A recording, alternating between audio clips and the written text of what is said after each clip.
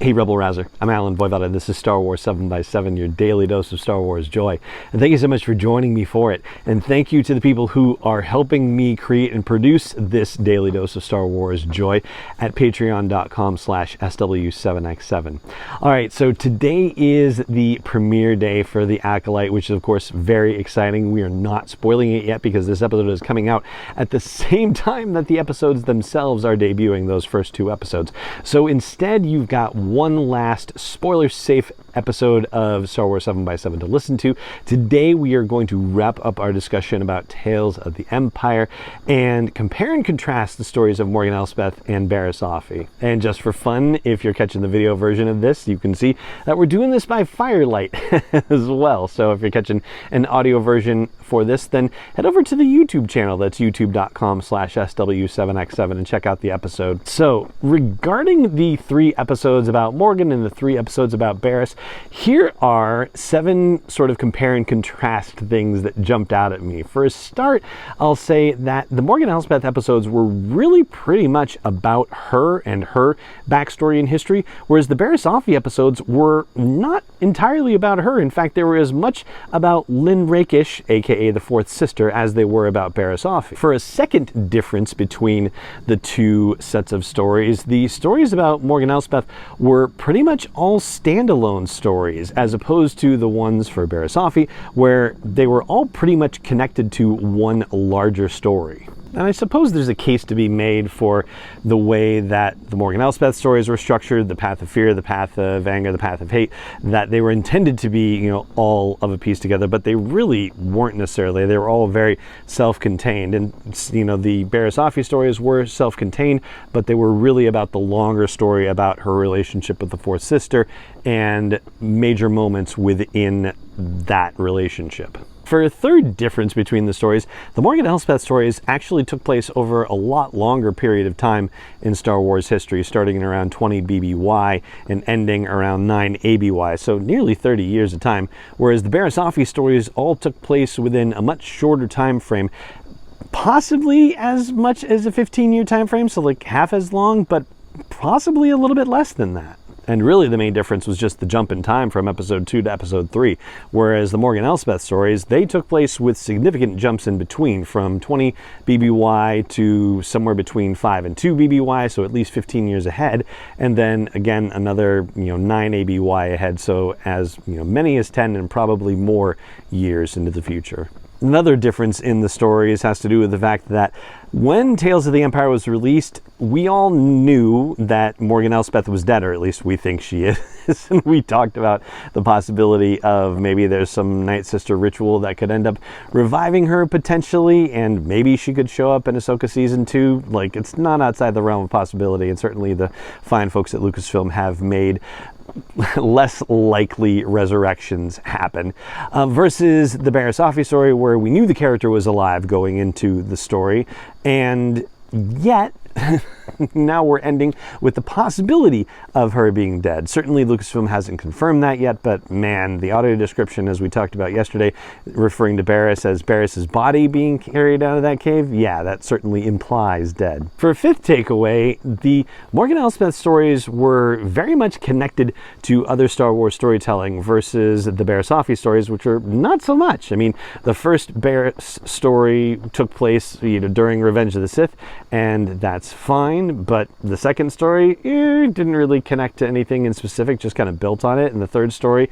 also just jumped ahead in time. It didn't really connect with anything else. Whereas the Morgan Elsbeth stories, the first one connected very specifically to the story in the Clone Wars, where the Separatists under General Grievous showed up on Dathomir and slaughtered all the Night Sisters.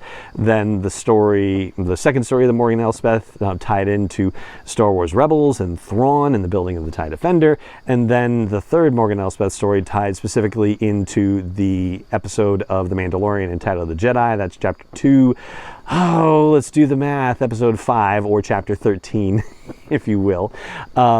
Where Morgan is confronted by Ahsoka Tano, but it gave us the lead in for that by connecting Bo-Katan, finding out about what's going on Corvus. For a sixth bit of contrast. The Morgan and Elsbeth stories all depicted a character who was working toward and being rewarded for working within the system that she found herself in, versus Barriss Offee, who was rewarded for rebelling against the system that she had been in.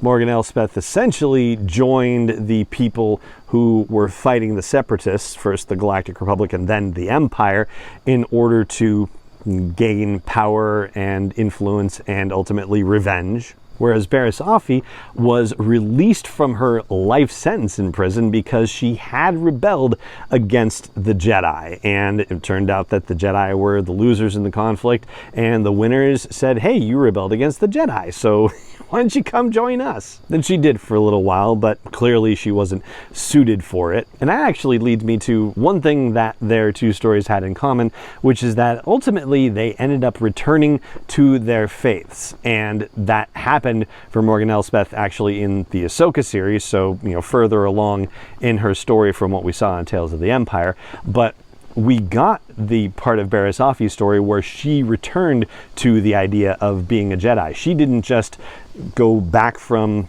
the Inquisitorius and the dark side of the Force. She actually declared her allegiance to the Jedi.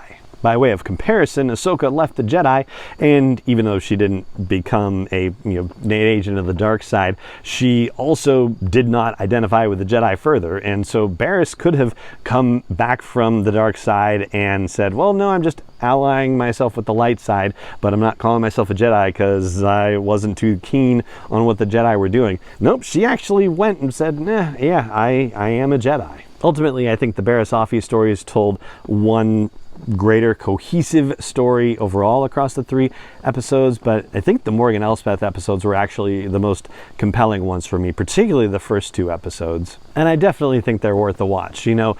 As a Star Wars fan, when you watch how Star Wars fans interact with Star Wars content, one of the things that you just see generally speaking is that things sort of narrow down into subsets, like the huge group of people who are watching Star Wars movies, and then there's a smaller subset of people who are watching the movies but are not watching the live action TV shows, right?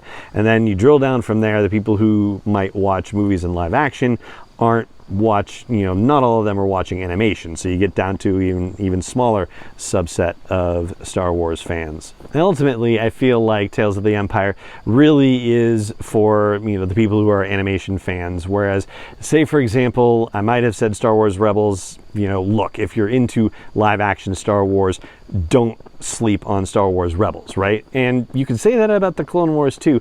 I don't know if you can go that far with Tales of the Empire, but I enjoyed the heck out of it, and hopefully you did as well. And if you aren't watching that, hopefully you've enjoyed my breakdowns and conversations about it. And I'd like to hear what you thought about Tales of the Empire. So if you're catching this on YouTube, comments are right there. Spotify, there's a Q&A section. Just drop your answer right there. And anywhere else you're catching this episode, please head over to the blog post for this show's episode at sw7x7.com. Let me know what you think.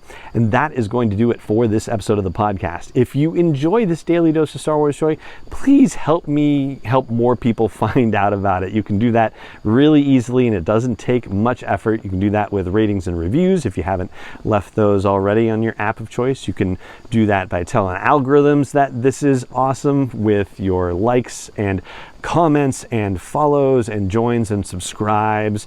And you can just tell people, you can just tell people that in real life or on social media. And you can even help me produce this daily dose of Star Wars joy and get it out to the world. And it doesn't cost much. It's, just a cup of coffee a month, and every little bit helps. It's really a wonderful thing that I greatly appreciate, and you can learn more about it at patreon.com/SW7x7. And it just remains for me to say thank you so much for joining me for this episode, as always, and may the Force be with you wherever in the world you may be. 7x7 is not endorsed or sponsored yet by Lucasfilm Limited, Disney, or 20th Century Fox, and is intended for entertainment and information purposes only. Star Wars, the Star Wars logo, all names and pictures of Star Wars characters, vehicles, and any other Star Wars related items are registered trademarks and/or copyrights of Lucasfilm Limited, or their respective trademark and copyright holders. May the Force be with them. All original content is copyright by Star Wars 7x7. We hope you love it.